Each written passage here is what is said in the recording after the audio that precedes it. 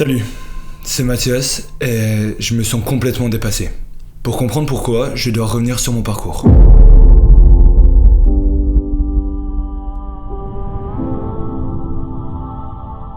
Pendant 3 ans, j'ai fait des vidéos, des expériences et de plus en plus d'entre vous me rejoignaient dans cette aventure.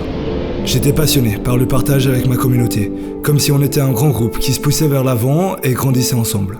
En 2020, Bilost a vu le jour. La création de ma marque de bijoux est née de l'émotion que ces petites pièces transmettent et le sentiment de confiance, d'encouragement que ça m'apportait dans toutes les situations que je vivais. Se lancer dans un marché aussi saturé, c'était ambitieux. Mais je crois que la passion et les heures de travail incalculables lui ont donné une chance. En parallèle, j'ai toujours continué les vidéos. J'ai voulu tester les éthiques de travail de personnes qui m'inspirent, comme The Rock, Elon Musk, Kobe Bryant. Je me levais à 3h, allais m'entraîner et je travaillais le reste du temps. Ça m'a apporté 10 réponses, mais surtout toujours plus de questions.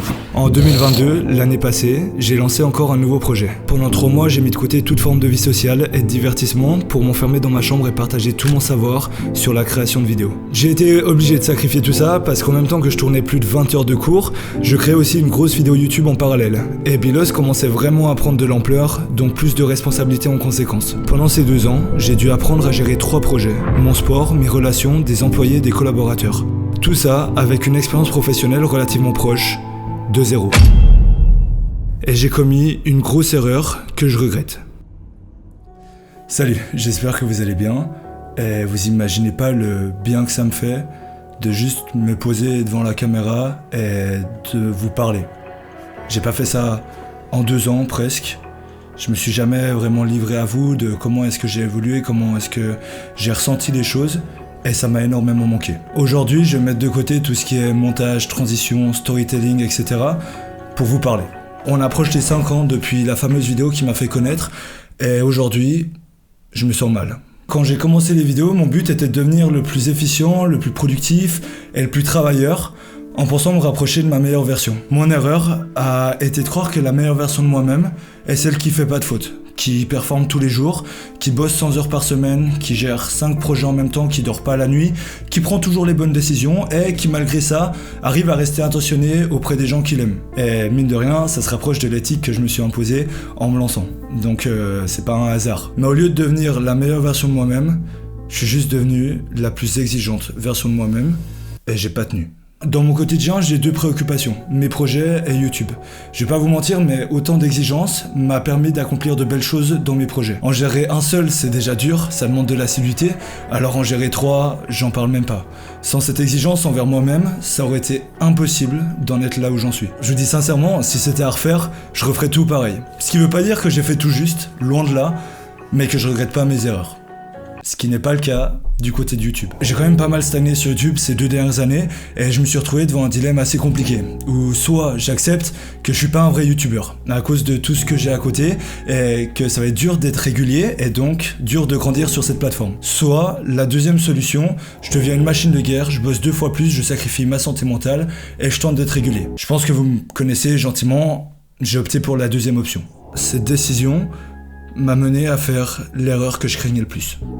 M'éloigner du Mathias qui rêve. Du Mathias qui pleure devant une caméra s'il en ressent le besoin. Du Mathias qui partage ses émotions. Et ça vous manque, mais moi aussi ça me manque énormément et je m'en rends compte en faisant cette vidéo.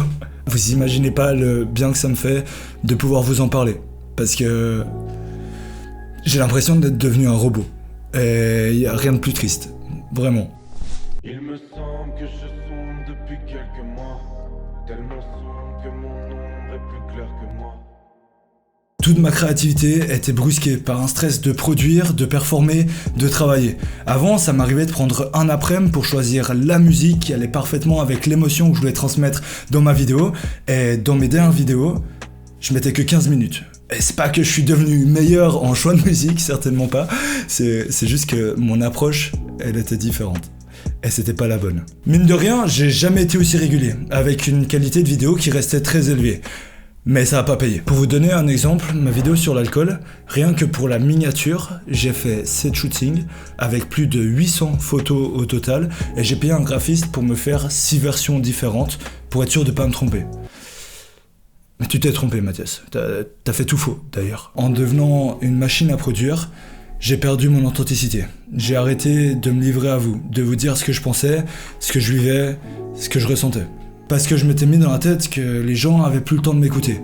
Donc j'essayais de partager le plus de valeur possible, le plus rapidement possible, pour optimiser votre temps. J'ai fait des bonnes vidéos honnêtement. La dernière que personne n'a regardée sur les intelligences artificielles, c'est une des meilleures au niveau de la valeur des infos que je donne. Et c'était frustrant honnêtement parce que j'ai dédoublé d'efforts. Il y a eu un énorme travail au niveau du storytelling, du fond de la vidéo, de la valeur. J'ai vraiment grandi dans ce rush et cette période un peu matrixée, mais je prenais que des 10 sur 10 dans la gueule. Et honnêtement, j'ai zéro problème à ramasser échec sur échec.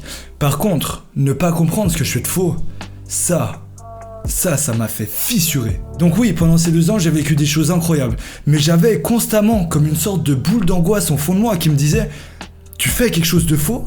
Mais tu sais pas quoi. » Comme si la personne que je voulais devenir me regardait de l'extérieur et me disait je suis pas sûr de ce move, Mathias. Après ma vidéo sur les intelligences artificielles, j'acceptais plus. Parce que toute ma vie, quand je bosse pour quelque chose, en général je l'ai. Tout simplement parce que je rigole pas du tout avec l'investissement que je mets dans le taf. Et en général, avec un peu de patience, etc., ça gagne, tu vois. C'est d'ailleurs ce qui a bâti ma vision et mon éthique. Et un soir, je me rappelle, c'était peut-être une semaine après avoir sorti la vidéo, j'ai juste vrillé. J'ai pété un câble, j'avais envie de tout casser. Je me rappelle, j'ai hurlé dans mon coussin, parce que je pense quand même aux voisins quand je m'énerve, et j'ai pleuré. Après ça, je me suis levé, je suis allé me poser, et j'ai fait une introspection, pour comprendre où est le problème. En plus de réfléchir par moi-même, j'ai aussi écrit à 2-3 potes et je leur ai dit, les gars, dites-moi sincèrement ce qui va pas avec moi. Chiez-moi dessus s'il faut, mais maintenant je veux savoir. La plupart m'ont répondu, mais frérot, je suis désolé, mais je vois pas de problème majeur avec toi, je sais pas. Bon, j'ai laissé les problèmes mineurs de côté, jusqu'à ce que Maxime, un pote avec qui je bosse, me dise « Je vais te faire un retour franc et honnête, j'ai l'impression que sur les dernières vidéos, on a perdu un peu le message de départ. Que les gens ont peut-être l'impression que t'as réussi maintenant, et que tu fais des vidéos pour faire des vidéos. » Et là, j'ai tilté. Je me suis rappelé avoir croisé pas mal d'abonnés durant l'année, et la plupart me disaient « Waouh, impressionnant ce que tu fais, tu foires jamais, on dirait que tu perds chaque vidéo. » Mets-toi à ma place, en pleine période de doute, qui prend claque sur claque chaque jour, et on te dit ça à chaque fois qu'on te creuse. Pour les gens, tout va bien. Et par-dessus tout, c'est pas l'image que j'ai envie de renvoyer, c'est pas moi. Ok, je vais pas faire le gars, oui, j'ai accompli certaines choses. Mais au détriment de quoi en fait ? Le prix que je paye pour avoir ça de succès, c'est des doutes tous les jours, de l'anxiété à souhait, des remises en question, des vertiges sur mon ordi pour faire les choses bien, des risques et des claques que je collectionne. Est-ce que les gens en perçoivent ? C'est un mec qui réussit.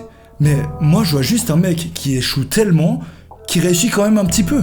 Je déteste l'idée d'être idéalisé, le but c'est de gagner, c'est pas de faire semblant d'avoir gagné. Mais c'est entièrement de ma faute, hein. J'ai arrêté de vous parler de mes problèmes, de mes difficultés, parce que j'avais l'impression de me plaindre, et je déteste ça aussi. Mais c'est comme maintenant, je me sens mal, je me sens pas légitime de me plaindre, parce que dans la rue on me dit « Eh, bien joué mec, tu fais les choses bien, etc. » Je peux pas juste me faire saucer et kiffer comme tout le monde. Mais parce qu'en réalité ce que je vous raconte là, c'est le superflu du problème. Le problème en lui-même, il est bien plus profond.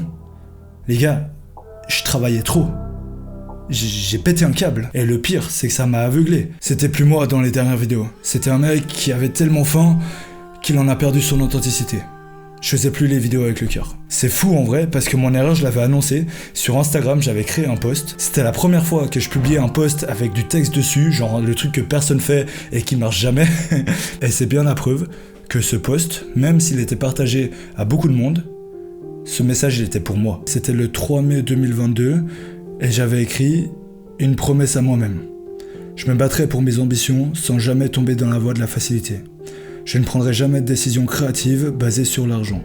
Et je continuerai de fonctionner à ma manière avec comme seul objectif d'amener toujours plus de valeur et de transparence dans ce monde. Et le jour où j'angoisserai pas avant de sortir un projet, c'est que je ne l'aurai pas fait avec le cœur, donc il méritera pas de sortir. Et là, je me remettrai en question. Et après ça, je suis tombé exactement dans l'erreur dont je parle. Je comprends pas en fait comment j'ai pu être dans le flou pendant aussi longtemps, alors que la solution à mon plus gros problème, c'est moi qui l'ai écrite dans le passé. Genre, je l'avais déjà, je l'avais anticipé, tu sais. En fait, je crois que je suis passé de l'obsession à l'optimisation. Et c'est deux opposés. Quand on transpire la passion, on n'a pas besoin d'avoir des hacks, des routines, des affirmations, etc. L'obsession alimente tout. Et je suis bien passé pour le savoir parce que depuis tout petit, je suis amoureux de ce process. Et bêtement, j'ai voulu aller encore plus loin en optimisant, et ça m'a tiré vers le bas. J'ai réfléchi un peu à tout ce que je voulais dire dans cette vidéo hier, et je crois avoir compris pourquoi j'étais meilleur dans le business que sur YouTube. Tout simplement parce que, dans le business, j'ai absolument aucun attachement au résultat. J'ai littéralement zéro lien émotionnel avec l'argent que je génère. Et c'est un recul qui me rend meilleur. Sauf que sur YouTube, le résultat, c'est vous. Vous êtes des humains avec qui j'échange, on grandit ensemble, on évolue ensemble, et j'ai créé un vrai lien avec vous. C'est pour ça que depuis le début, je suis aussi perfectionniste, parce que j'ai aussi peur de vous décevoir. Et j'ai pas du tout envie de perdre cet attachement que j'ai envers vous. Donc oui, ça me rend certainement moins bon que dans mes business, etc. Mais c'est pas grave. J'ai fait plein d'erreurs, qui me dérangent pas du tout. Mais celle-ci me dérange parce qu'elle vous implique. En vous abonnant à ma chaîne, vous faites un pas vers un créateur en lui accordant votre confiance. Et même si pour beaucoup de youtubeurs, ça semble juste être normal, le gars il s'abonne, ciao, pour moi, ça signifie énormément. Et c'est donc mon taf de créer du contenu sincère et en accord avec cet engagement. Les gars et les filles, voilà, je me suis égaré. C'est comme si vous regardiez Outer Banks et au milieu de la chasse au trésor, les mecs se mettent à cueillir des fraises.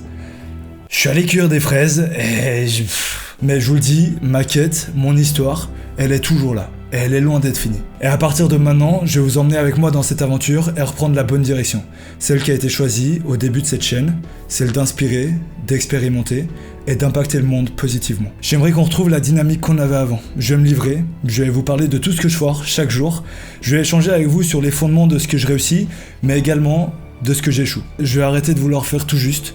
Je vais accueillir les échecs à bras ouverts et vous les partager, comme je fais aujourd'hui. C'est vrai que cette vidéo était un peu moins drôle que d'habitude, j'ai été un peu émotionnel parce que j'avais un vrai mal-être avant, et en vrai d'en parler, je le suis à nouveau parce que, voilà, mais en vrai c'est des larmes de fierté, parce que je repense à toutes ces situations de merde où j'étais, et je suis fier de moi parce que j'ai réagi. Bon, peut-être pas très vite, mais au moins j'ai réagi. Il y a trop de monde qui vivent des situations de merde et qui sont paralysés et qui savent pas quoi faire.